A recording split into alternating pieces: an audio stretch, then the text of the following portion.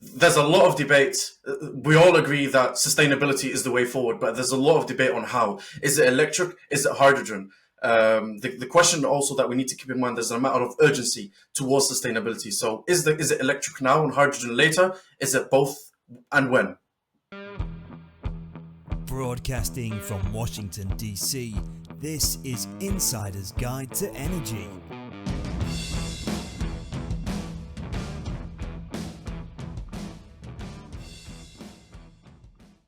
This episode of Insider's Guide to Energy EV miniseries is powered by Power.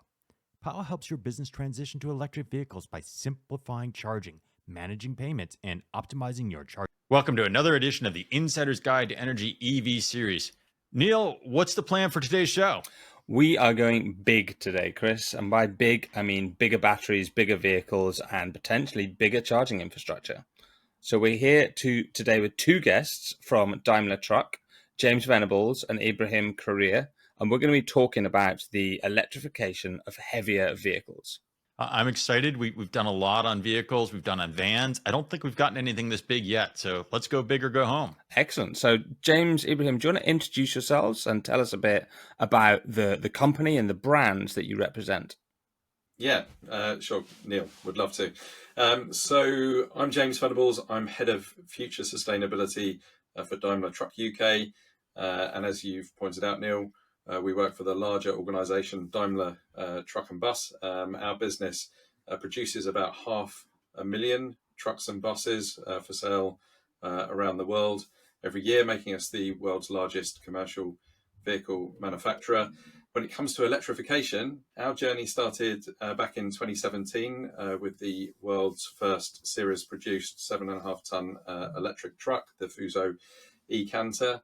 And since then, we've brought other trucks to the market in the major markets around the world, other electric trucks, and the most recent one is the big one. It's the Actros 600 that we recently debuted in the UK and had on the EV rally with us. Three major brands we're represented by around the world are Fuso, Mercedes-Benz, and Freightliner. Very cool. Now, for those of us who are less familiar with trucks, can you help me a little bit with the terminology and the kind of vehicles we're talking about? Because what is a 7.5-ton truck, and why is the Actros 600 such a big deal? What's that spectrum look like? Okay, so our range actually goes from 4.25 tons with the e-Canter. So that's 4.25 tons gross vehicle weight, as we call it. So that's the complete weight of the vehicle, the body, and the load it's carrying, the payload. And then, we go through to the 7.5-ton e-Canter.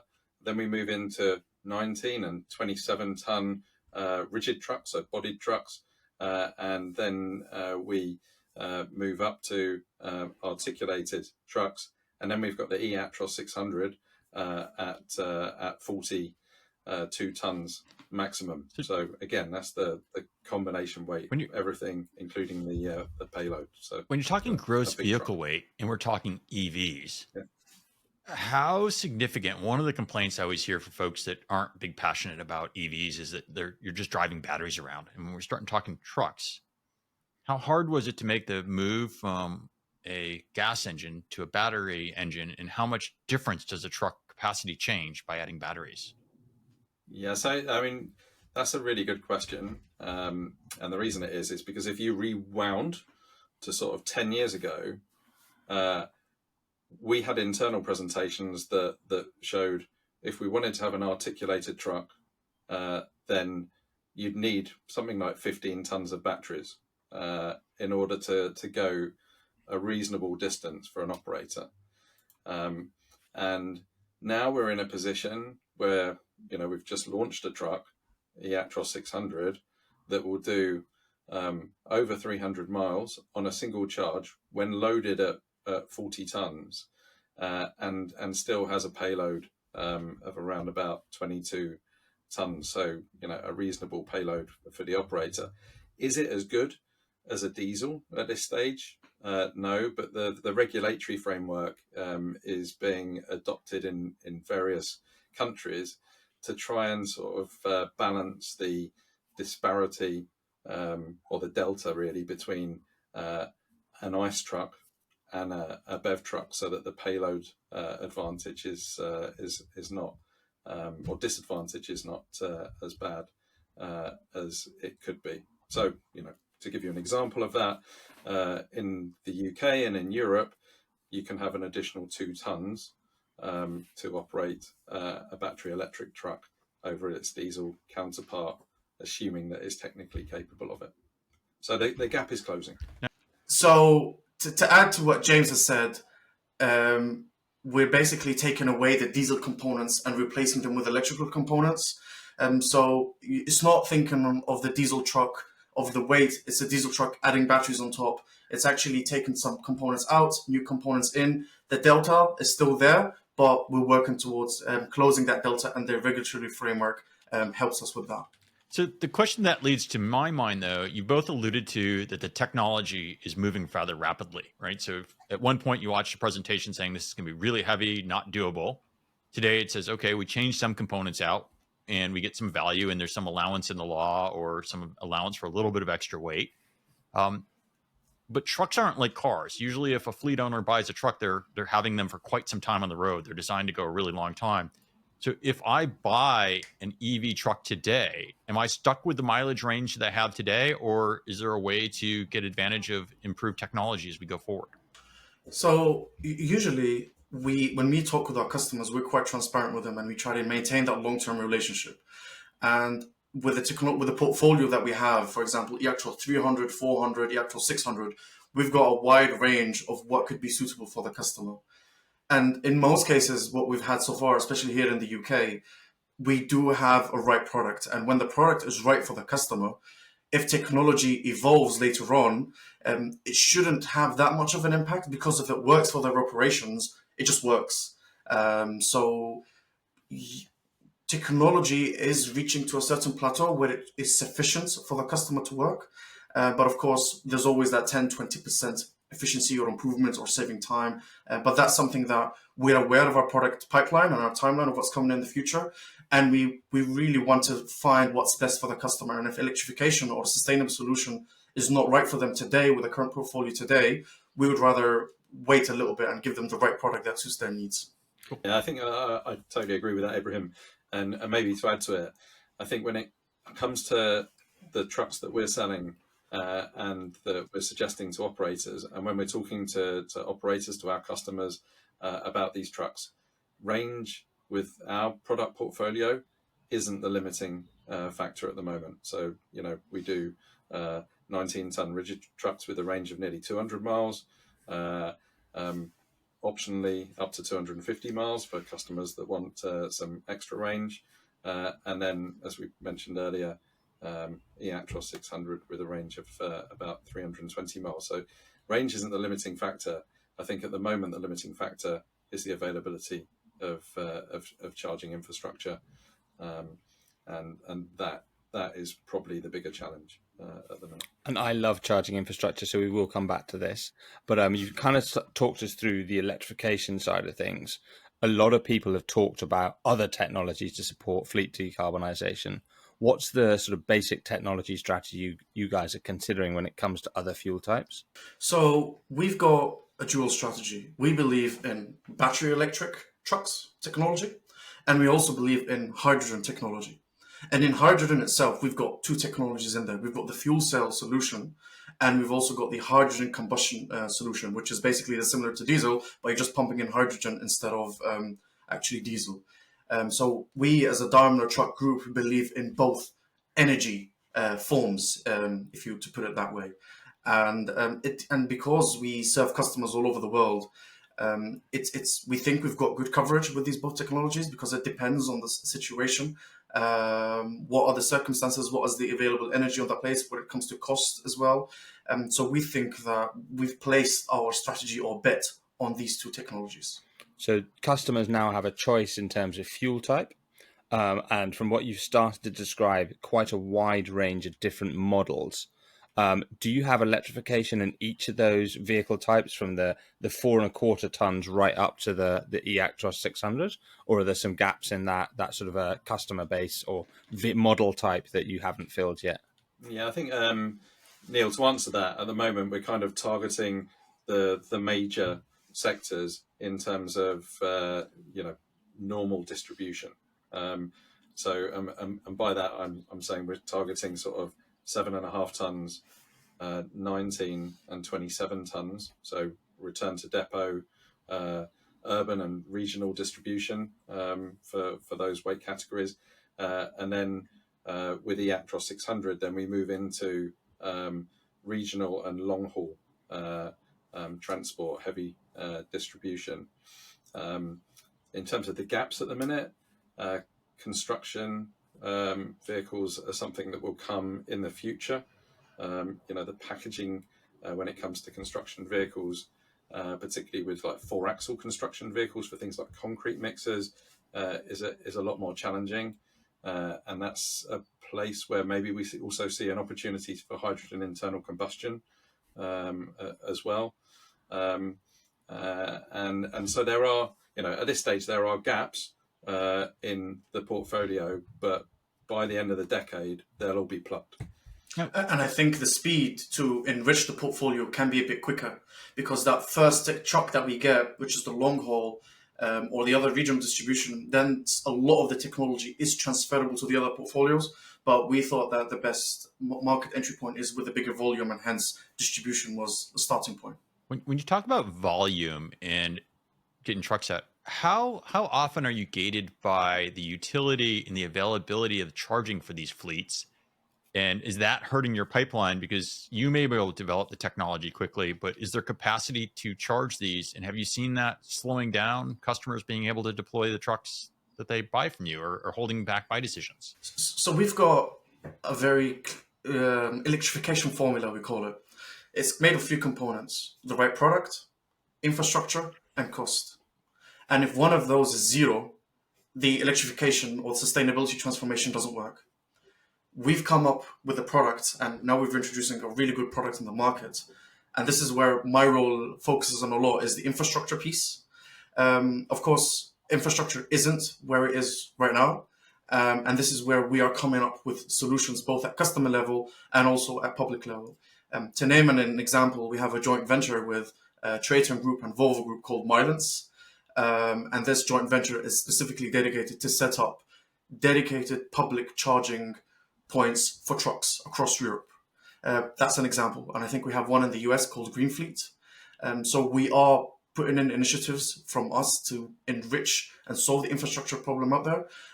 But primarily, we're also having our e-consulting offering, where we support customers electrify their depots, which we believe solves more of their electrification needs to electrify their trucks.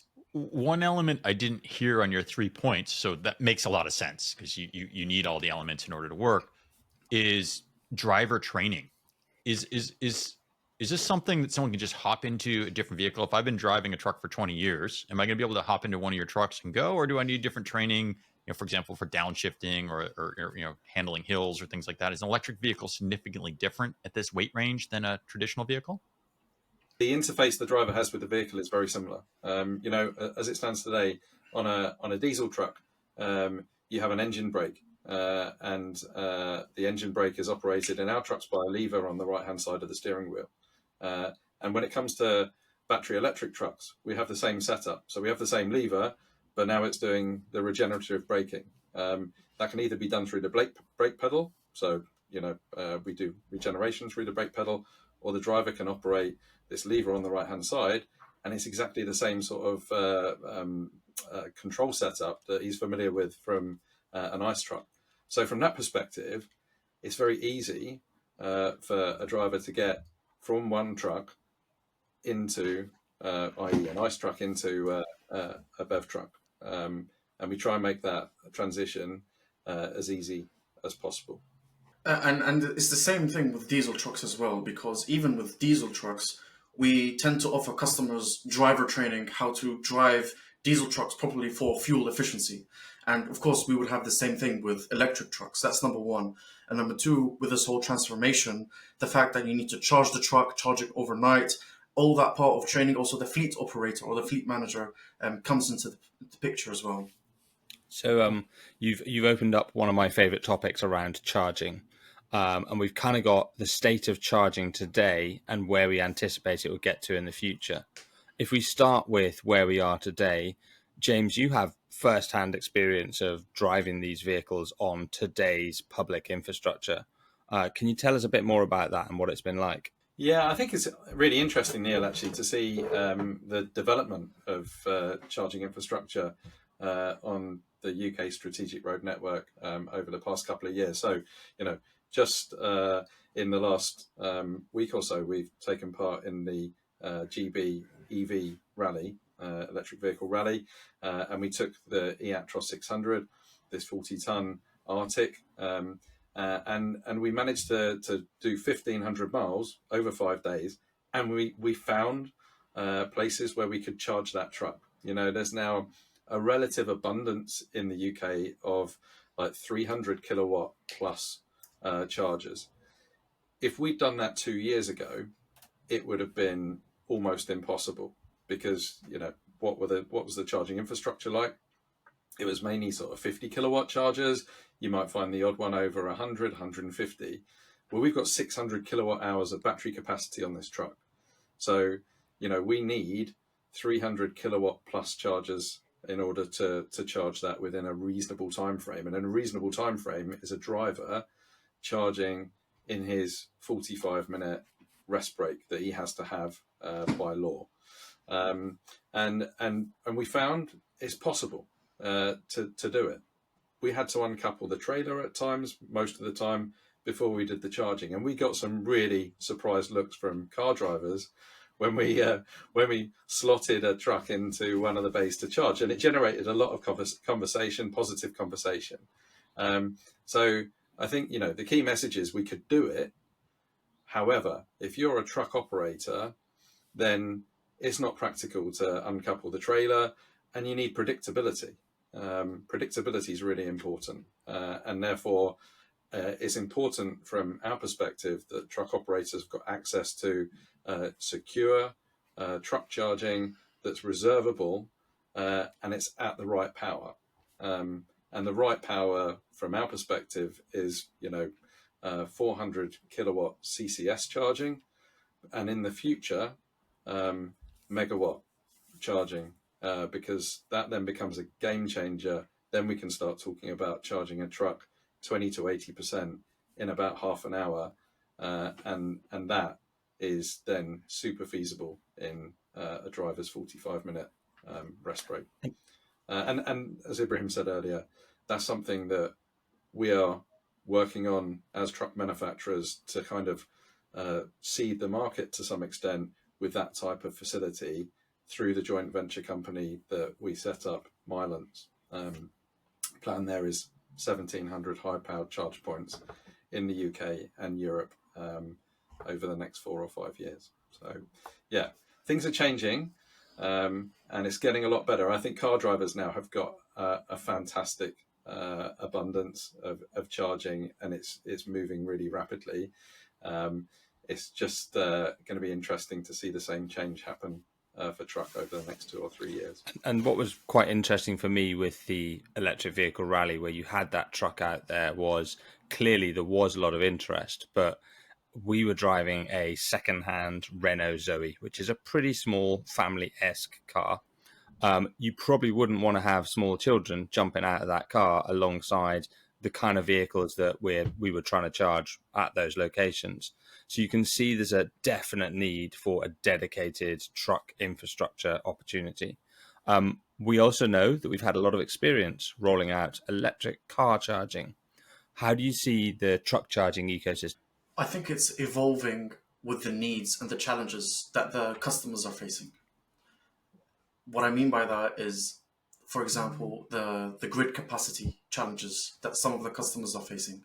Today, I always look to cars and buses as a step ahead in terms of electrification, but then truck is coming in with that, but bigger. in terms of battery and power and so on.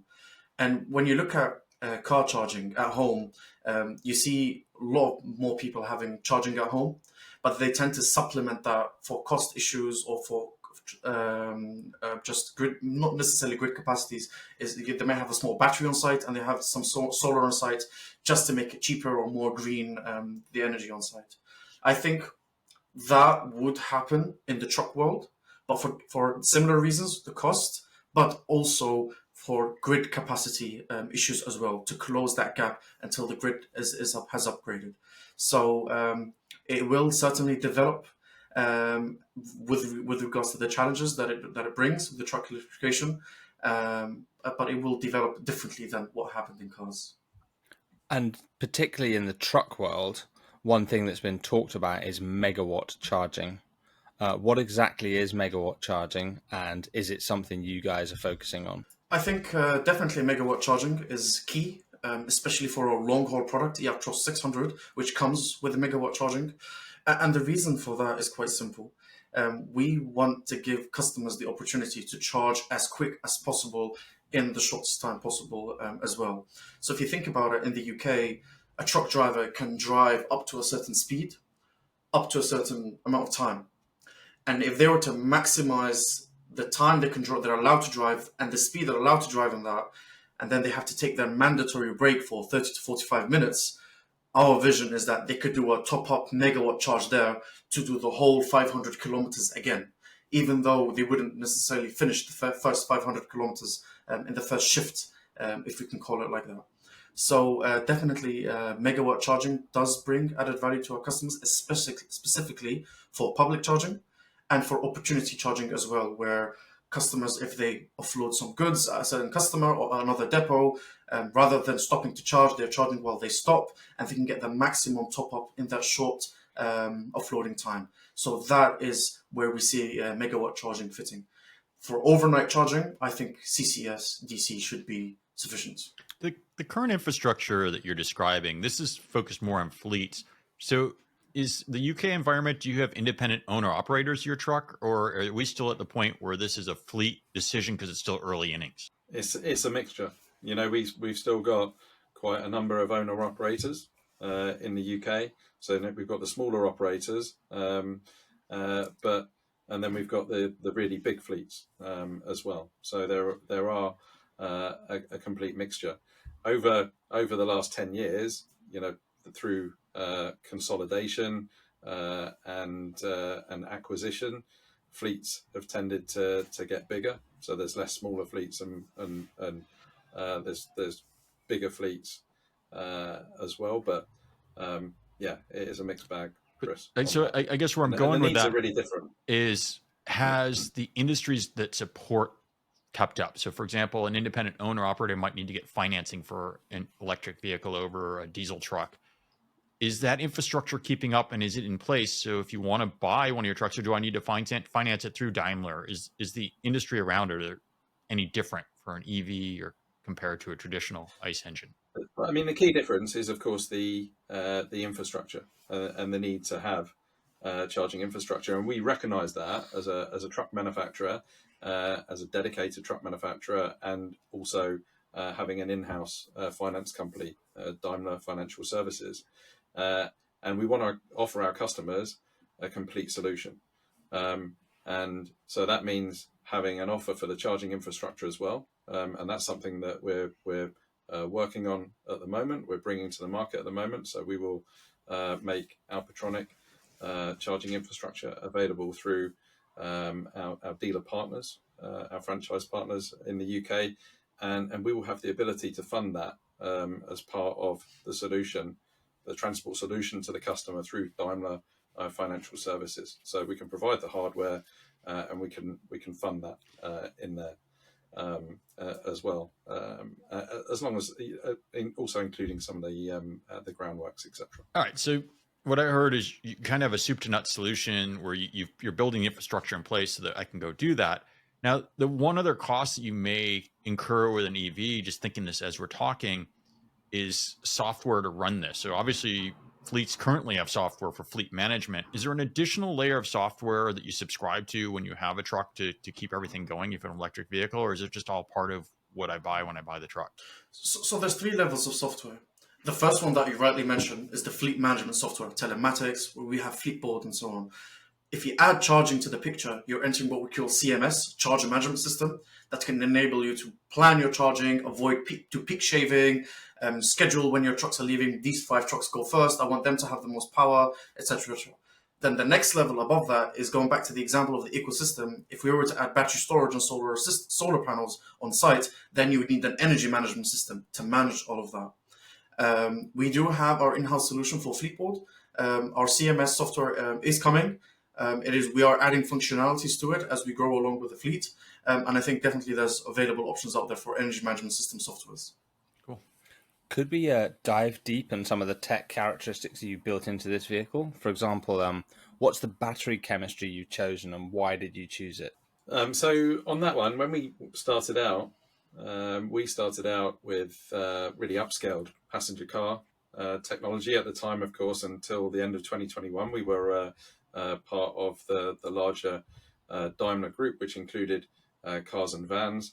And we felt one of the best ways to come to market was with some of that proven electronic architecture that we had with that product. So 400 volt architecture, that meant NMC battery chemistry as well. It enabled us to get to market rapidly with also good compatibility with existing chargers that were out in the market. Predominantly, car technology was 400 volts initially. But since then, with the products that we've launched more recently, we've moved away from NMC battery chemistry towards LFP battery chemistry. So with the next generation eCanter that we've recently launched and the Actros 600, they've got LFP battery chemistry. Why have we done that? The reason we've done that is for 2 reasons. One is we feel it offers operators the lowest cost, but also it gives them fantastic energy density and usable energy density as well. So we have like 97% usable capacity on the Actros 600 versus, if you look at NMC battery chemistry, probably somewhere between 75 and 85% usable. But in addition, the final sort of part of the jigsaw is that we offer a truck that has the same design life as a diesel truck. So we're offering a truck with a 10-year, 1.2 million kilometer design life with Actros 600, and that's the same as a diesel truck. And that's a really powerful message that truck is going to last a long time and give good service with a really good state of charge throughout the life cycle of that vehicle, or state of health, if you like. So the state of charge is going to be still very good towards the end of the life. And that battery chemistry is now running at 800 volts, which also enables you to handle much higher charging speeds for a much longer duration. Yeah. That's right. The other piece of tech that I know you guys have been working on, which is a particularly unique characteristic of your vehicles, is the e-axle. What's the e-axle? Why did you develop it, and what benefits does it? So in terms of the e-axle, what we've got is a self-contained rear axle with a differential, and then we have 2 motors, in the case of Mercedes-Benz product, mounted directly to that axle. What's the advantage of that? Well, what we could have done and what we learned from earlier products is we could have taken out the engine and gearbox and then mounted a motor and maybe a transmission and still had like a prop shaft going to the rear axle. And we could have done that because it's simple and it gives you access to a wide range of products. If you want to have like a double drive rear axle, it's then quite simple. However, if you do that, that's at the expense of efficiency. And that's what we found with the original eCanter, that had that setup. We had like a remote motor, prop shaft, rear axle. and you just don't get the best efficiency through doing that. So therefore, you're not getting the best range for the operator, and you're not getting the best battery packaging either. So, if I think of it in two ways, or two real advantages, the two advantages are battery packaging and the efficiency, and they're the things that enable us to give a game-changing range on products like the Actros 600, where we say at least 500 kilometers or just over 300 miles at 40 tons, and it gives us a massive competitive advantage. And you've used this word packaging a couple of times, and I think this is quite an interesting area in your ecosystem. When you get up close and personal with these vehicles, if you take the Arctic vehicle, you take all the trailer off. So the trailer is no good for batteries. The packaging, therefore, means you have to fit the batteries into the structure of the vehicle. What are the challenges been that you've faced when you've had to redesign these vehicles in this way? I think what we want to do is we want to maximize the battery capacity on the vehicle, and the e-axle has allowed us to have that excellent packaging. So we have 3 batteries, and they're under the chassis rails on our Actros product, and they sit under there, and there's another advantage to that packaging as well, in the sense that if there is a side impact on that vehicle, those batteries, as well as having a high voltage shutdown from a safety perspective if there's a side impact, but then they can slide on the carriers to some extent. The carriers deform and absorb the energy, rather than the battery being sort of wedged between the chassis and the point of impact. So there is kind of another advantage to that as well. So we've kind of explored all the electrical tech, but presumably when you buy these trucks, you're not facing any disadvantage with other modern tech. You get all the comforts, the creature comforts that a truck driver might expect. What kind of things do you include in your standard purchase setups? Is it all the heating, the Apple CarPlay? Do you get that for trucks? How does that work?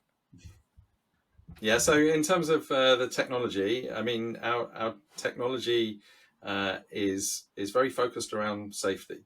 Safety is one of the number one differentiators of our product versus our competitors, and always has been.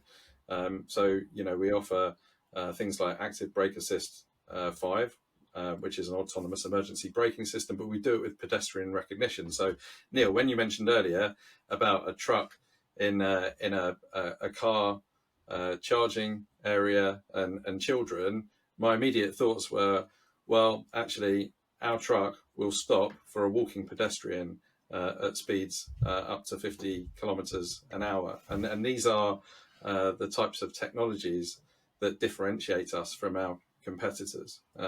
So really and truthfully, anything that you have on a diesel truck today, we also would put in the battery electric truck, and make sure that the truck is as safe as possible. So that's kind of like one of the key aspects to our products. In addition, we've got side guard assist, so that if a truck is turning, then we're protecting cyclists and pedestrians from being hit, because we warn the driver when there's some sort of obstruction in the turning arc of the vehicle. And then we've got the sort of aspects you mentioned, Apple CarPlay, the human machine interface. It has to be sort of optimized for the driver, make it as easy as possible.